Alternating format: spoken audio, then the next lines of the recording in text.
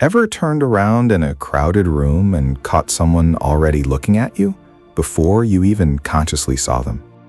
That prickly, hair-raising feeling that someone's eyes are on you. It isn't a sixth sense. It's a brain mechanism most people never learn they have. By the end of this video, you'll know exactly what's firing in your brain and your eyes in that split second, and why it's stranger and more useful than any sixth sense. Picture this. You're walking home, streets half empty, and suddenly the hair on your arms stands up. You glance back, and there's someone there, further away than you'd expect to have noticed.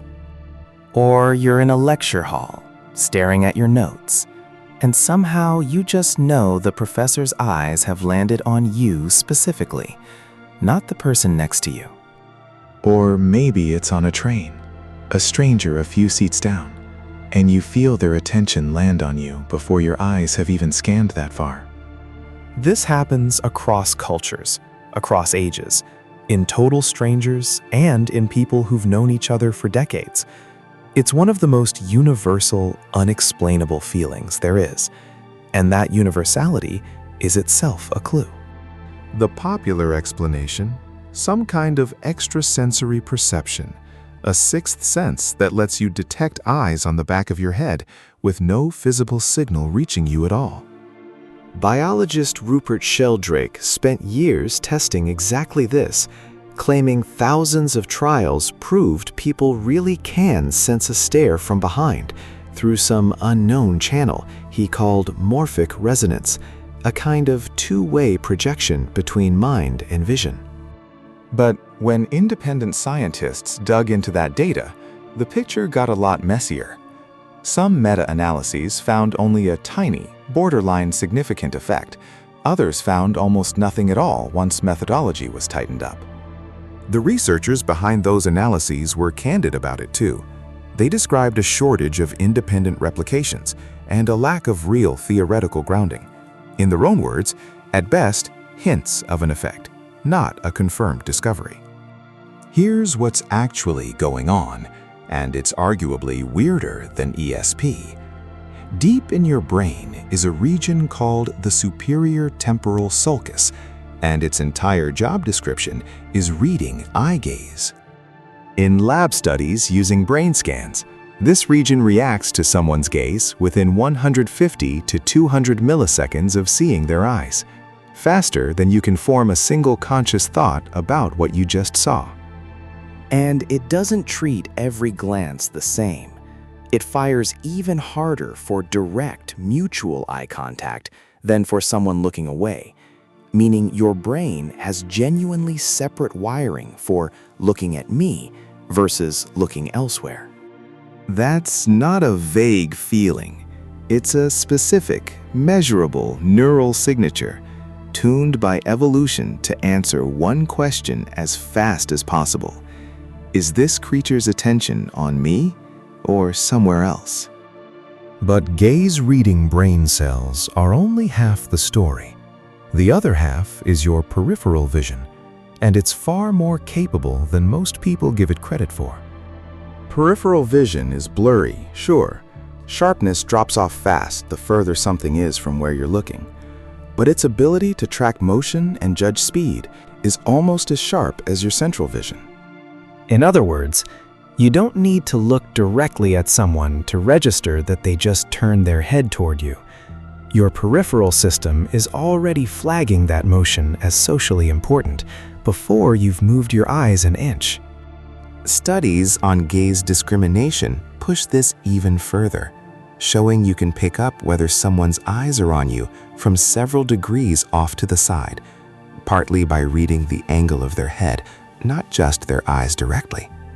So stack these two systems together, a brain region built to clock gaze direction in milliseconds, and a peripheral visual system built to catch the motion that gets you there, and feeling a stare stops sounding mysterious. It starts sounding inevitable. It's not a fixed sense either. How strongly you feel watched depends heavily on your state in that moment. Research shows the feeling spikes when you're already more alert or aroused, and when the glance lasts longer than a first fleeting flicker. That's why the exact same stare can go completely unnoticed on a calm afternoon, but feel like an alarm bell the moment you're already a little on edge. Same input, wildly different output, depending on your nervous system's baseline. And the physiology only fully kicks in when it's truly mutual. In one study, people's skin conductance and heart rate spiked to direct gaze, but only when they both believed they were seen and could actually see the other person looking back. Just believing you're watched, with no visual confirmation, wasn't enough to trigger the same spike. Your nervous system seems to want proof, actual, mutual visual contact, not just the abstract idea of being observed. Here's the stranger part. Your brain reacts to being watched even when you have no idea it's happening at all. In one experiment, people under hidden camera surveillance detected human faces about a full second faster than people who weren't being watched. And they had no idea their performance had changed at all. It was faces specifically that got the speed boost too, not random shapes or general visual tasks, meaning the surveillance effect is tuned specifically to social information. It's not just perception that shifts either, it changes behavior. Just placing a simple picture of watching eyes near a donation box has been shown to noticeably increase how much people give. In one controlled experiment, average donations were roughly 5 times higher when an eye image was nearby compared to a neutral control image from a couple of printed eyes with nobody actually watching at all. So next time that prickly feeling hits, you're not imagining it, and you almost certainly don't need a paranormal explanation for it. You're most likely picking up something real and physical. A flicker of motion in your peripheral vision, the angle of someone's head, all processed in milliseconds by a brain region built exactly for this one job. It also explains why the feeling hits so much harder when you're already anxious or in an unfamiliar place late at night. Your gaze detection system doesn't work in isolation. It works alongside your overall alertness level. And it's a two-way street. Knowing that even a picture of eyes can nudge people toward more generous, more socially aware behavior says something about how deeply wired this system is into how we treat each other, not just how we notice each other. Your body isn't malfunctioning when it reacts to a stare you shouldn't have consciously noticed. It's running some of the oldest, most well-practiced software your brain owns, tuned over millions of years to answer one question fast: is something's attention on me? If your brain has quirks like this one, it has dozens more, and we break a new one down every week.